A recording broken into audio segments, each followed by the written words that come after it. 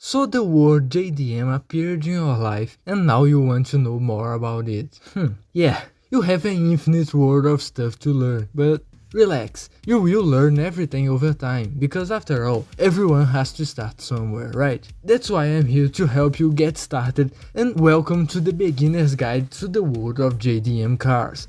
I'm Pine and I'm going to introduce you to the basics of all the mystique surrounding this universe, so you can hit the ground running without wasting too much time. Whether you are a gearhead, anime fan, or is just starting out in either of the two communities and want to know more about these Japanese machines, let's go.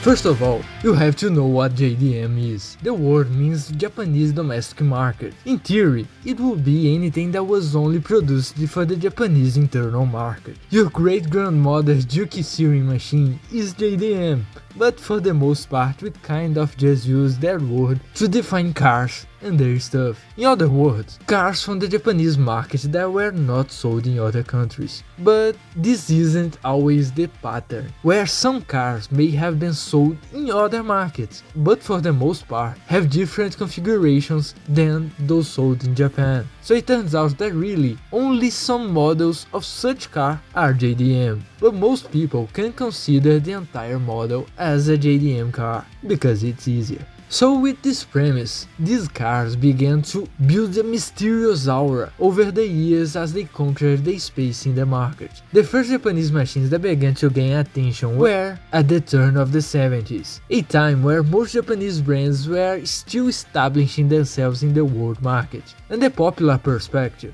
was still that they were expendable cars of low quality as they were cheaper than European or American brands. But in the 70s, at least in Japan, these cars started to prove to be very reliable, with a good finish even if perhaps made of cheap materials. However, the world market still didn't care much about what was happening in the automotive world in the post-war period of the country of the rising sun. That's when the oil crisis hit and the world's population started to favor economical and cheap cars more and more, especially in places where this was not yet the standard. And as luck would have it, the answer became Japanese cars, which had received a better reputation for reliability than low-cost German, French and Italian brands. And that's when the JDM mystique began to take shape. Of course, we had global models like the Honda Civic or the Toyota Corolla, but what about the other models? Those that didn't leave the country of origin in which they were developed.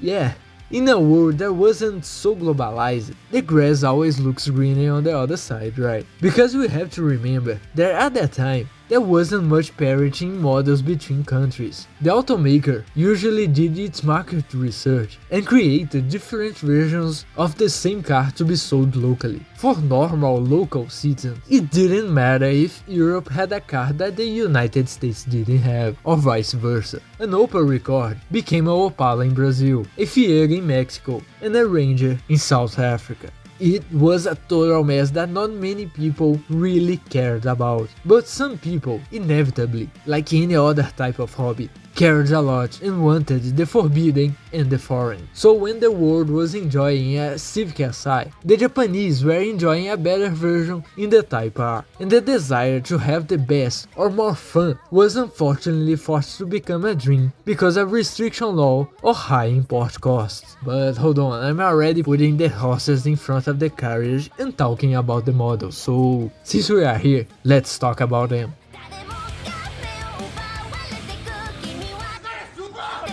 So here's the thing, the JDM World has hundreds and hundreds of cars, and not all of them are very desirable, and you won't hear every name very easily, because in most cases they are cars made to be cars, not to run fast, have a different engine, or be cool. And in this, there are layers when the factor is worldwide recognition. For example, a Supra is a car that everyone has heard of. Now, a Cosmo, anyone who has been in the community long enough probably have heard of it already, but for the most part, meh. So what about a mighty boy, a Luce? It's only those who look at Japanese sales websites will know what the hell those are. So not to fill your head too much and let you explore for yourself, I'm going to talk about some of the most famous cars so you can get a base of which icons of the subject you will see the most around. Because honestly, learning new types and new cars is one of the most fun things to do in this subject. But anyway, as we have already said, Toyota Supra is a car that was already well liked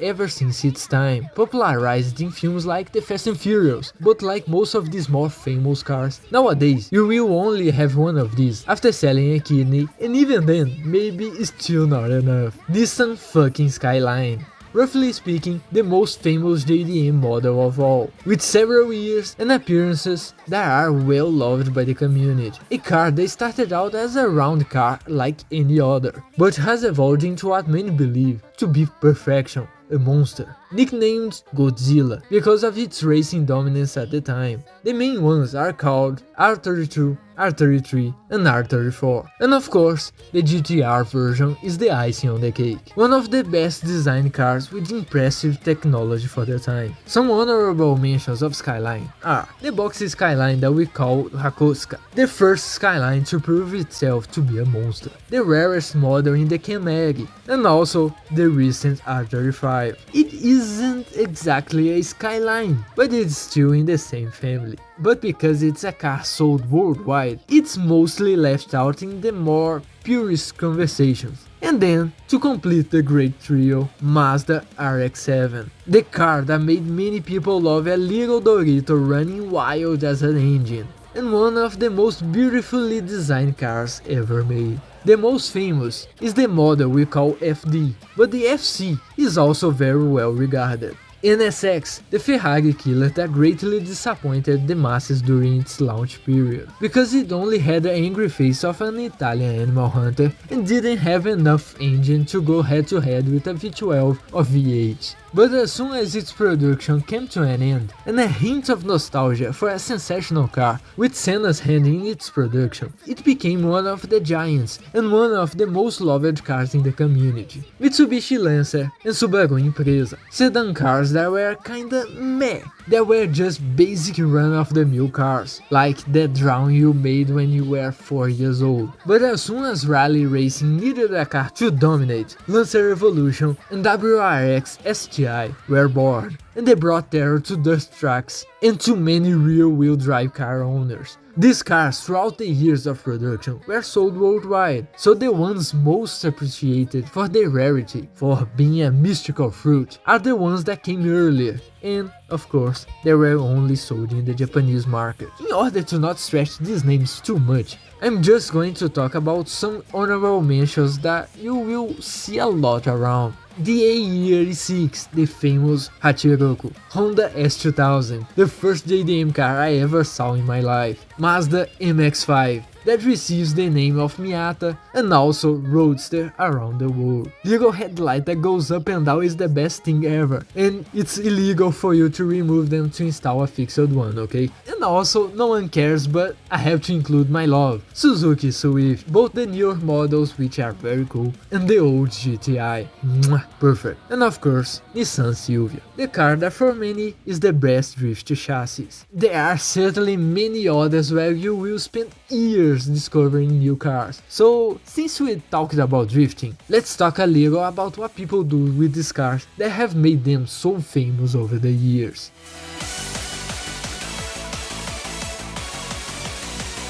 The drift is a thing that wasn't always well seen. It was a kind of delinquent way of doing something fun in Japanese mountains, but it grew throughout these night communities And over the years, and several movies, mangas, animes and events helped and made drifting one of the most famous types of automotive competition ever, especially when it comes to JDM. Of course, circuit racing is also famous all over the world, but it was in these races that many of the most famous cars from all brands made their names. Skyline became Godzilla after winning several of these events, mainly due to its rivalry with Mazda. The same stuff happens with Rally. While Nissan and Mazda were busy racing fast on asphalt, Mitsubishi and Subaru were there on the dirt challenging your Lancias and Peugeots. In addition to this, there is also something that dominated the Japanese community for years, and still dominates to be honest, is the time attack, the tireless quest to reduce the total time. This is where those cars that look like a military jet or a picnic table in a recreation room at a Finnish or California tech company come from.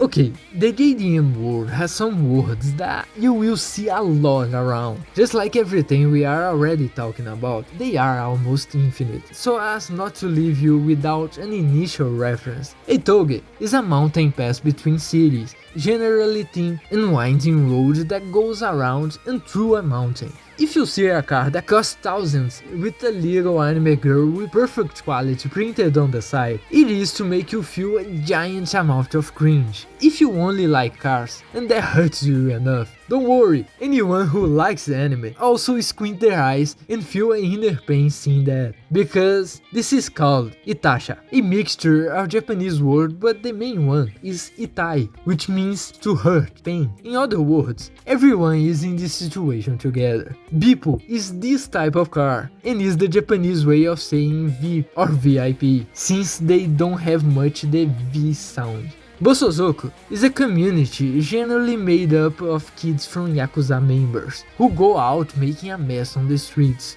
But usually, when you hear Bosozoku or Kaido racers, it's in reference to this type of cars. Bosozoku is the person, and Kaido racer is the car. Dorisha is a drift car. Hashiriya is a street racer. Shaken is the inspection system that the Japanese have to go through to register a car. Wangan is an expressway in Tokyo that was the stage of a lot of people driving very fast. This is a wakaba leaf. It's a stick on the back of cars when people are new to driving. There is much more, but we will leave it here as not to overwhelm your head.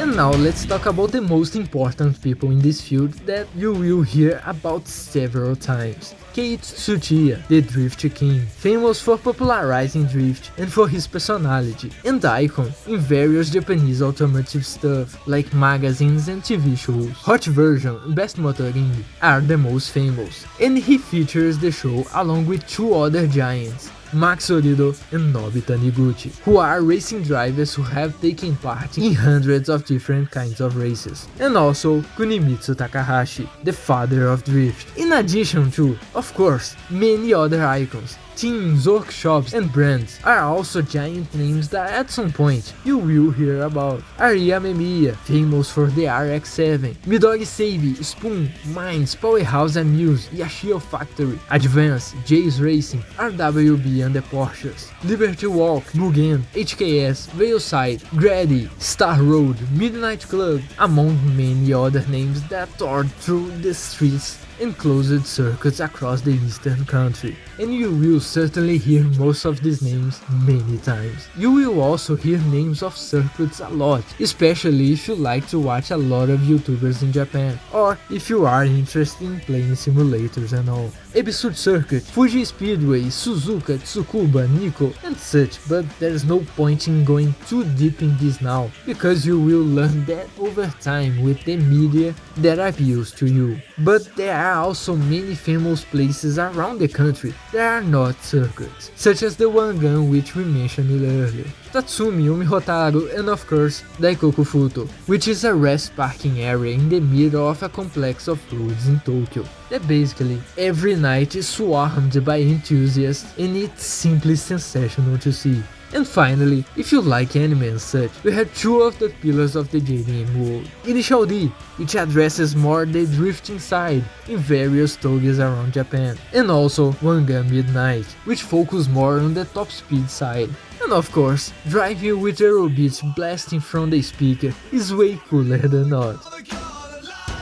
And then we come to the end of the guide. There are many more and several things that I had to leave out, like the time a guy called Smokey Nagata was arrested in the United Kingdom after exceeding the speed limit on a motorway with a Supra V12. Something quite normal, right? But what I said here, it's already enough to introduce you to this world that may be a little intimidating at first, but once you get the hang of it, there's no going back. So this was a little taste and a beginner's guide to the world of JDM cars and what all the magic around them consists of. And now you are suited up and ready to move forward and achieve many things in this field. Good luck searching for these cars and enjoy everything this community has to offer, because it's really cool. I hope you liked it and I see you later.